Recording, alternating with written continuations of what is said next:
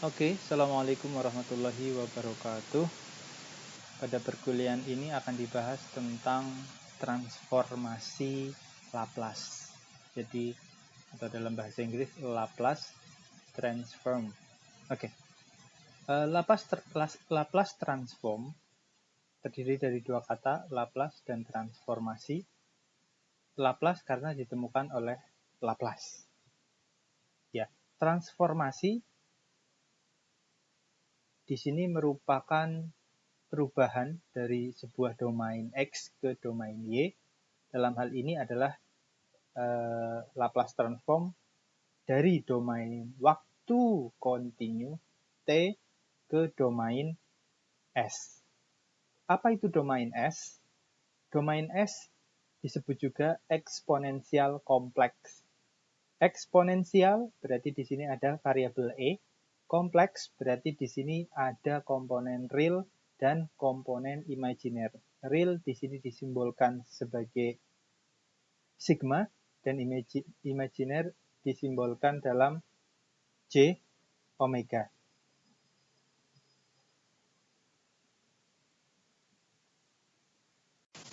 Oke, sehingga apabila kita tulis kembali menjadi E pangkat ST sama dengan E pangkat sigma plus J omega T sama dengan E sigma T E pangkat J omega T. Kemudian dalam bentuk Euler, dalam bentuk sinus dan kosinus, kita bisa turunkan menjadi seperti ini, cos omega T plus J sin omega T sama dengan ini dikalikan dengan masing-masing komponennya. Oke, itu sekilas tentang variabel S. Kemudian mengapa perlu transformasi Laplace? Kenapa perlu transformasi Laplace? Karena tidak semua fungsi matematis bisa ditransformasikan Fourier. Ya, alasannya sederhana. Intinya agar fungsinya itu lebih bervariasi yang bisa ditransformasikan. Contoh nih, xt, fungsi xt E pangkat T UT. Ini bentuk gambarnya seperti ini. Dia 0 sampai dengan titik referensi 0, original. Kemudian dia nilainya 1 di sini. Kemudian pengaruh E pangkat T semakin besar T-nya, dia akan semakin besar secara eksponensial. Nah, fungsi xt ini apabila kita transformasi Fourier kan, ini tidak bisa. Kenapa tidak bisa? Karena tidak konvergen. Kenapa tidak konvergen? Kita lihat grafiknya. Hasilnya ya itu akan hasil transformasi ini tidak konvergen, tapi dia semakin T-nya besar ya, ini nilainya akan semakin besar. Ya, semakin besar sehingga tidak konvergen. Itu istilahnya tidak konvergen. Tidak konvergen artinya juga divergen. Yuk, coba kalau fungsi ini kemudian kita laplaskan. Kita laplaskan, fungsinya tetap sama ini, xt. Kemudian kita laplaskan, laplasnya adalah formulasinya minus tak hingga sampai dengan positif tak hingga E pangkat min st dt. Ya. Kemudian ini batasnya kita berubah, tapi ut-nya hilang, ut-nya. Jadi 0 sampai dengan positif tak hingga E pangkat 1 min ST. Kemudian kita integralkan biasa menjadi 1 per 1 min S. Ini dimasukkan menjadi minus 1 sehingga kita bisa bentuk menjadi 1 per 1 min S. Ada hasilnya. Nah, ilustrasi gambarnya bisa dicek di gambar 6.2 di PPT. Figur 6.2. Oke, Kita lanjutkan pembahasannya. Subtopik yang berikutnya adalah konvergen. Tadi kita sudah bahas sedikit konvergen itu apa. Jadi konvergen itu harusnya adalah nilai fungsinya harus mendekati nilai 0 saat T mendekati positif tak hingga. Apakah harus konvergen? Wajib. Harus dong. Karena transformasi itu syarat umum dari sebuah transformasi apapun. Kenapa? Karena sebuah fungsi ditransformasikan, dia tidak akan mengubah energinya. Harusnya begitu. Sebagai contoh, sebuah singkong kita akan singkong beratnya 1 kilo. Ibaratnya berat itu merepresentasikan energinya. Ya. Singkong 1 kilo, kemudian kita giling menjadi tepung singkong. Ya. Tepung singkong setelah kita giling beratnya berapa? 1 kilo juga.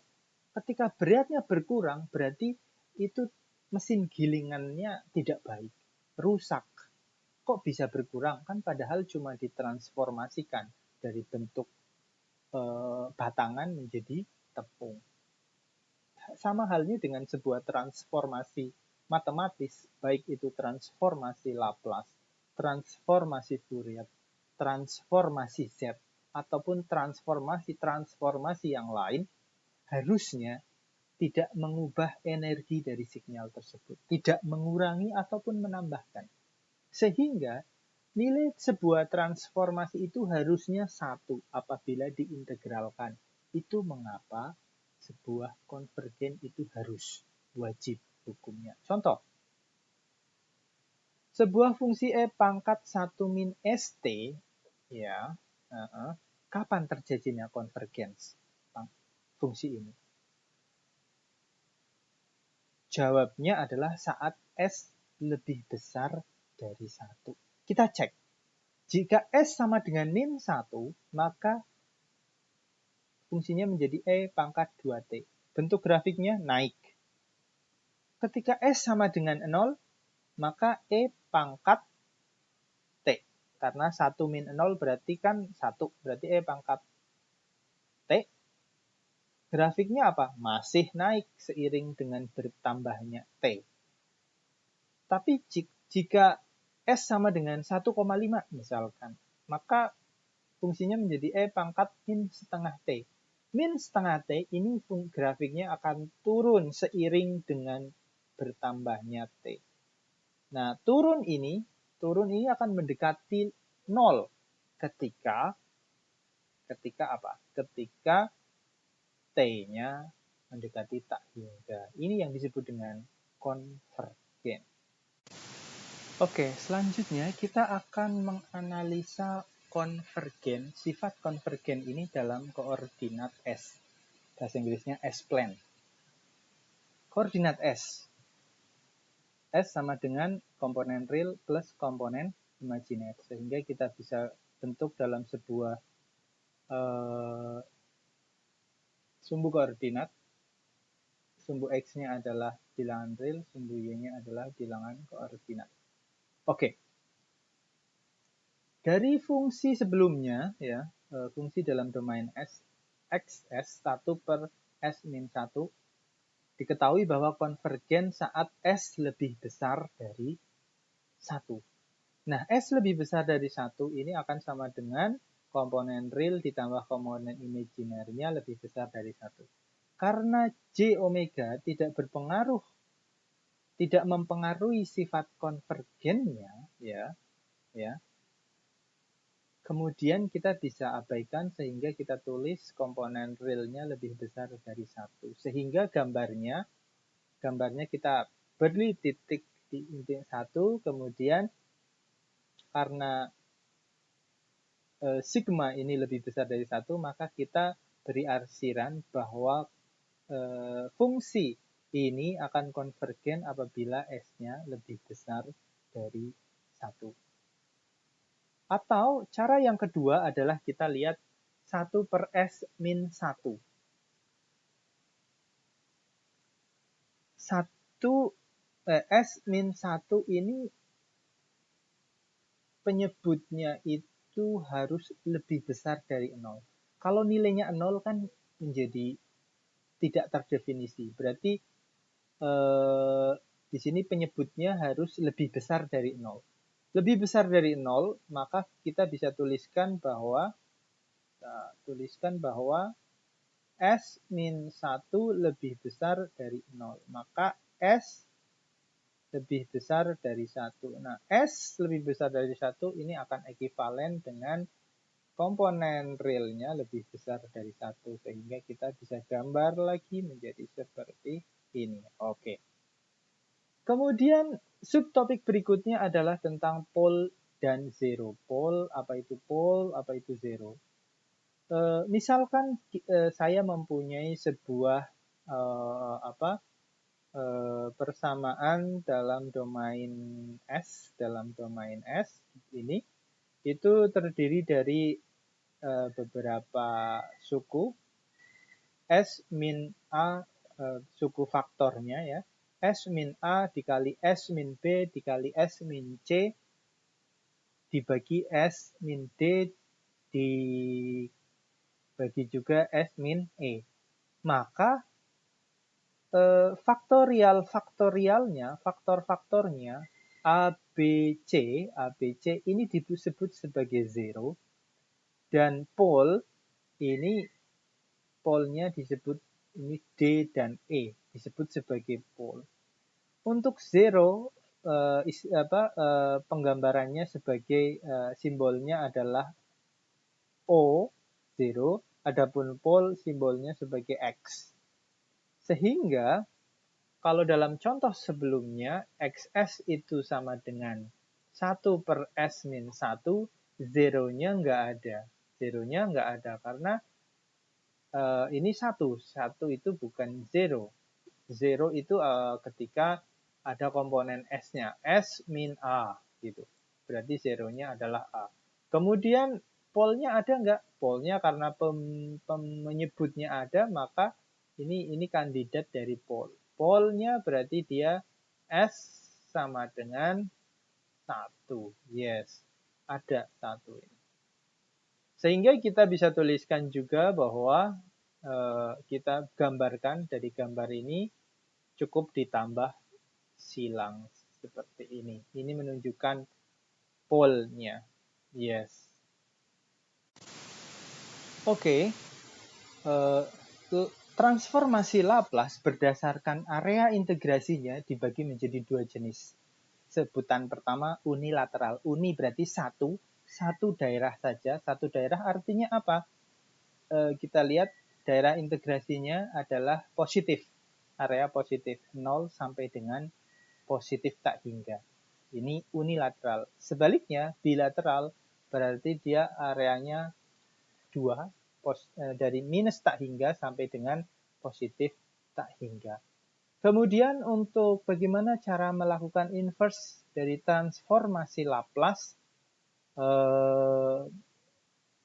sangat mudah sebenarnya. Anda bisa ngecek menggunakan contoh 6.8 di PPT, dan kemudian properties dari transformasi Laplace kita bisa cek ini dari link ini. Kita bisa cek properties dari transformasi Laplace. Ini misalkan ada 4 kolom. Ini namanya, ini domain Laplace, ini domain waktu, ini domain Z. Ini domain fungsi dalam domain waktunya, kemudian hasil transformasi dalam domain Laplace-nya. Ini Anda bisa cek, saya kira bukan hal yang sulit. Anda bisa ngecek tabel, tidak perlu dihafal. Kemudian properties, propertiesnya misal di transformasi Laplace dalam hal linearity. Nah, linearity kita lihat apabila kita ada dua fungsi waktu, maka hasil transformasinya juga terdiri dari dua fungsi. Kemudian untuk operasi turunan ekspresinya menjadi di sini hasil transformasi Laplace dikali dengan S dikurangi initial conditions. Begitu juga untuk turunan kedua dan seterusnya. Untuk integrasi sebaliknya, integrasi berarti nanti dibagi ya, dibagi S. Kalau turunan dikali S, kalau diintegrasikan dibagi dengan S. Ini perkalian terhadap waktu berarti ini merupakan turunan dalam domain S. Time shifting, complex shifting, time scaling, convolution. Nah, convolution ini kalau dalam domain waktu kita bisa operasikan konvolusi dalam domain waktu ini menjadi perkalian biasa dalam domain S. Ya, menarik sekali. Oke.